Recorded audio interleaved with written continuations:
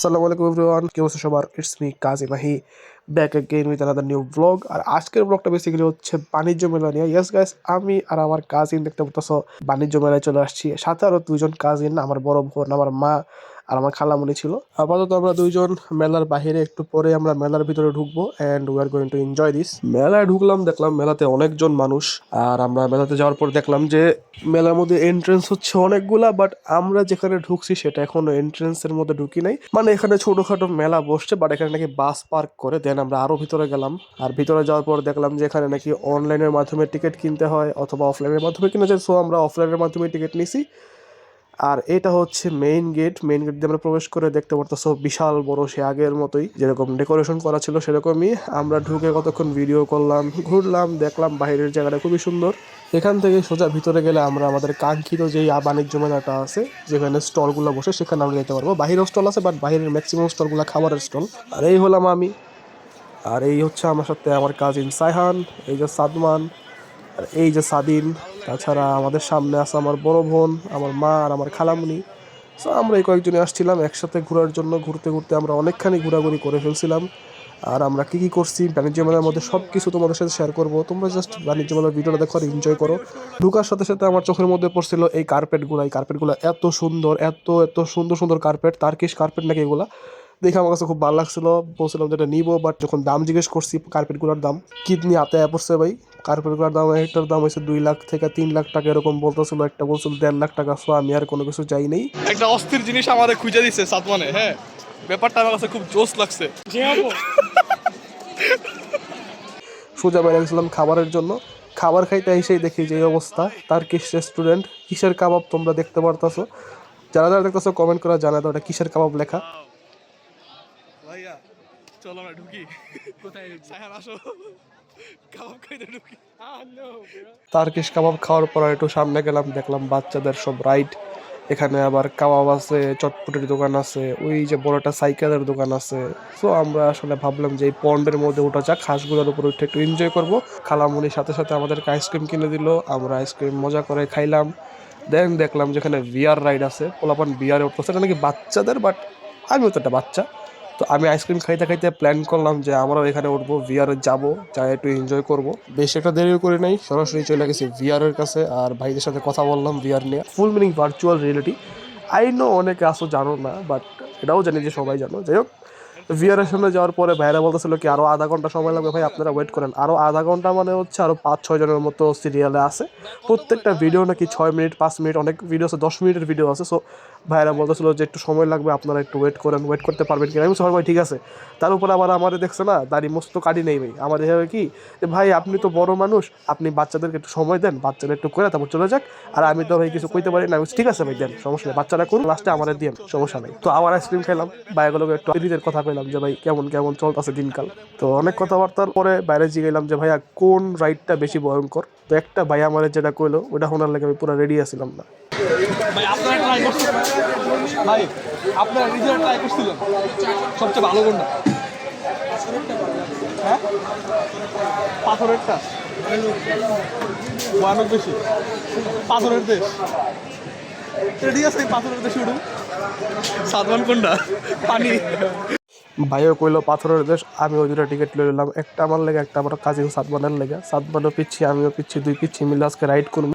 একজন ভিআর না লাগাই উপভোগ করতেছে রাইড রে, আর অন্যদিকে আরেকজন দাঁড়ায় দাঁড়ায় কার নামা দেখতেছে। অন্যদিকে আমি দাঁড়ায় একটা সেই চোখ ক্র্যাক করলাম। ফেরাউনের দেশ দেখছোস? ফেরাউনের আমার মধ্যে মিল কোন জায়গায় জানোস? দুজনই সাঁতার পারি না। আর অমিল কোন জায়গায় জানোস? ফেরাউন মরে গেছে, আমি বেঁচে আছি। তো বাইগো দোকানের সামনে দাঁড়ায় যে ফাল পারতেছিলাম, ভাইয়েরা আজ করে একটা শিক্ষা যাই হইতে হইব, আজ করে ভয় দেখাইতে হইব। তো ভাইয়েরা আমার আর কি ভয় দেখাইবো ভাই, বাচ্চারাই আমার দেখা ভয় পাইতেছিল। তো আমার জন্য পাথরের দেশ রেডি করছে ওই পিছনের ভাইয়াটা, আর আমিও রেডি হচ্ছিলাম পাথরের দেশ দেখার জন্য। আমারে বলছে যে দৈরা দাঁড়ান ভাই, পড়ে যেতে পারেন। তো ওই পড়ে যাওয়ার জন্য একটু ভয় পাইতেছিলাম, আদারওয়াইজ কোনো ভিডিও বা কোনো ভিআরের জন্য ভয় পাইতেছিলাম না। আর ভাইটাও দেখলাম যে পাথরের দেশ রেডি করে ফেলছে। পাথরের দেশ রেডি করে আমারে পরাই দিল ভিআর। সবাই আমার দিকে তাকায় আছিল, আমিও মনে করো একদম ভিআরটা চোখের মধ্যে লাগাই গেলাম। ভাই ঘোলা গেল লেগা, ভাই একটু টান দেন, নিজের হাতে টান দেন ভাই, আমি আপনার নাগাল পাইতাছি না। আমি ঠিক আছে ভাই, টান দিতাছি, সমস্যা নেই। এই তো ঠিক হয়ে গেছে। আর বাইরে গেলাম, হ্যাঁ ভাই ঠিক হয়েছে। বাইরে তো একদম খুশি, এর মধ্যে খারান, এবার আপনারা দিয়ে মোর রাইড। আর আমিও মনে করো রেডি হয়ে গেছি রাইডের জন্য।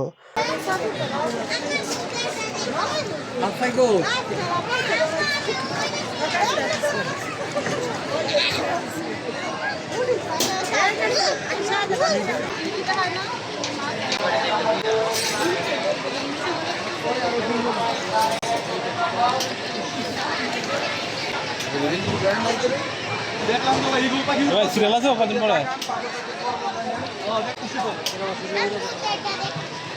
বাইক হয়ে তো লাটতাছে ডরায় না কেন লাগা ভাই, উপরে তো কিছু পরে নি দেখেননি ভাই, কিছু উড়ে নি দেখেননি, এটি কইতাছে হ্যাঁ ভাই দেখতাছি তো ভাই, সবই তো নর্মাল।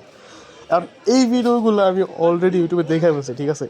আমি চাইলে ভিডিওগুলো দিতে পারতাম, বাট দিতাছি না, কারণ হচ্ছে এই ভিডিওগুলো দিলে হয়তো বা তাদের ব্যবসা একটু লস হয়ে যেতে পারে, কিংবা যারা যারা বাণিজ্য মেলায় যাচ্ছে যদি আমার ভিডিও দেখে তাহলে তারা বুঝা যাবে যে আসলে ভিডিওর মধ্যে কী শো করতেছে। সো আমি ভিডিওগুলোর কথা বলবো না, বাট এই ভিডিওগুলো অলরেডি ইউটিউবের মধ্যে অ্যাভেলেবেল আছে। সো আমি বাসায় এসে সবগুলো অলমোস্ট চেক করছি আর দেখে বলছি। সরি ভাইয়ারা, আমি 200 টাকাতে 2টা টিকিট কিনছিলাম, বাট আমি আপনাদের সবগুলো ভিডিও ঘরে বসে দেখে বলছি। But this was amazing. তোমরা ঘরে ভিআর লাগাইলেও মনে করো এরকম যে একটা মুভমেন্ট বা এই যে ভাইয়াটা যে মুভমেন্ট করতেছে সেগুলো তোমরা ফিল করতে পারবো না। এখানে যাচ্ছিলাম না, এটা মানে একদম ফিল করতেছিলাম যে না আমি আসলে একটা কার্টের মধ্যে বসে আছি আর কার্টটা মুভ করতেছে। উপর থেকে অনেকগুলো পাথর পড়তেছিল আমার উপরে, সামনে দিয়া বড় বড় ইগল পাখি ড্রাগন উড়ে যাচ্ছিল। দেন কয়েকজন মানুষ ছিল যারা বোম ব্লাস্ট করে পাহাড়গুলো ভাঙতেছিল, পাহাড়গুলো ভেঙে ভেঙে আমার উপর পড়তেছিল। সো এটা একটা সুন্দর এক্সপিরিয়েন্স ছিল।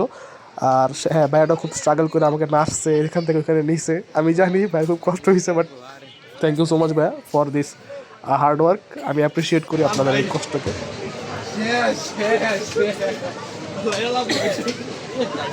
আমার কাজিনও খুব এক্সাইটেড, আমার পরের সিরিয়াল ছিল আমার কাজিন, সেও একদম সুরা দুরুদ পইরা একদম নামছে ভিআর পরে আজকে ভূতের বাড়ি যাইব।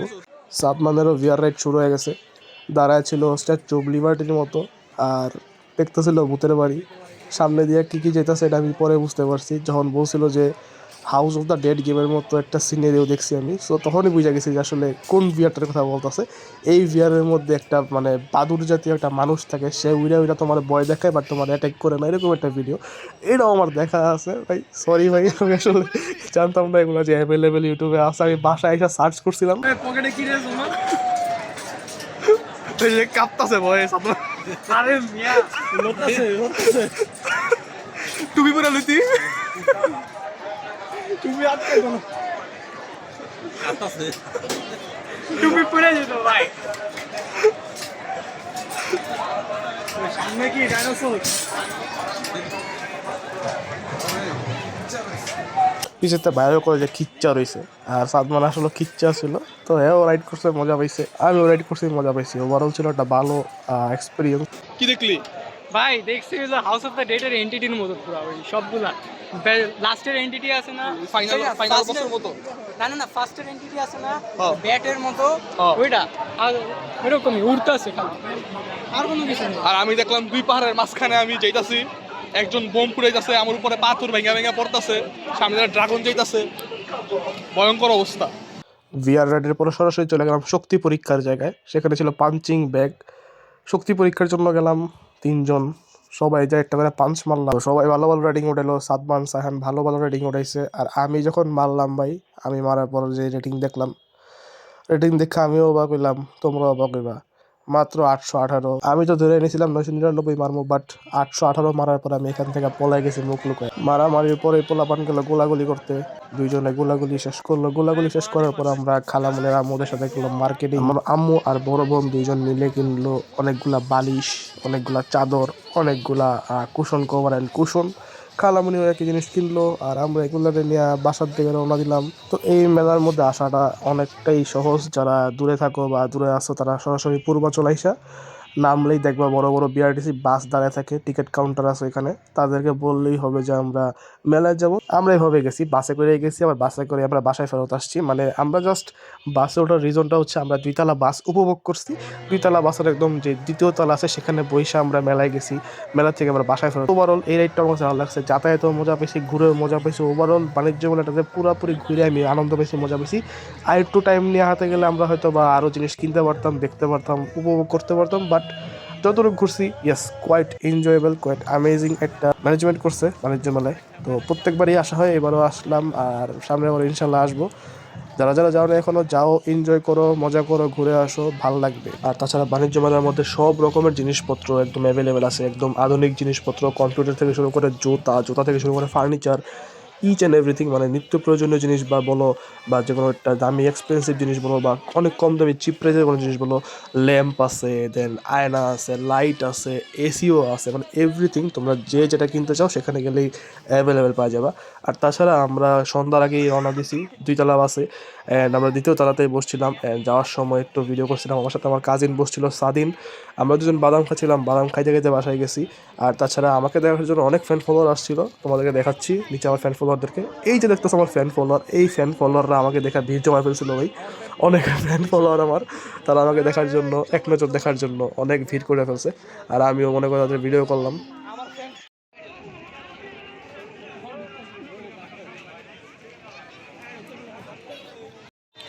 তো বাস ছেড়ে দিল গন্তব্যের উদ্দেশ্যে, আমরা সবাই গন্তব্য আমাদের বাসায় যাওয়ার জন্য প্রস্তুত হইলাম। এখানে সুন্দর একটা অ্যাটমসফিয়ার ছিল, সুন্দর একটা এক্সপিরিয়েন্স ছিল, ফ্যামিলি মেম্বারদের সাথে, কাজিনদের সাথে সবাই ছিল। উই এনজয়েড অ্যাট লট। আবার যদি কখনো যাওয়া লাগে ইনশাল্লাহ যাবো, বাট একটু বাসা থেকে দূরে তো, সো যাওয়ার জন্য একটা ফ্রি টাইম দরকার হয়। ওভারঅল বলতে গেলে এখানে যে আমি খুব মজা পেয়েছি, এখানের ম্যানেজমেন্ট ভালো, এখানের প্রোটোকল ভালো, এখানে মানে অফিসার্স, পুলিশ, র্যাব, এভরিথিং, মানে যতটুকু নিরাপত্তা প্রয়োজন সব ধরনের নিরাপত্তা এখানে অ্যাভেলেবেল আছে। সো যাওয়ার সময় তোমরা জাস্ট তোমাদের পকেটের ফোন, মানি ব্যাগ, টাকা এগুলো সেফ রাখলেই হবে। আদারওয়াইজ অন্য কোনো ঝুঁকি নাই এখানে। তো যেহেতু অনেক জনবহুল একটা জায়গা, পকেট মারি হইতে পারে, ফোন চুরি হইতে পারে, সো বুঝতেছই তো। জানলার পাশে বসে কানে হেডফোন লাগায় গান শুনতে শুনতে আমি গেলাম বাসার উদ্দেশ্যে। তোমরা সবাই ভালো থাকো, আমিও ভালো থাকি। আল্লাহ হাফেজ, দেখা হবে একটা নতুন ব্লগে। Till then, good bye everyone, bye by.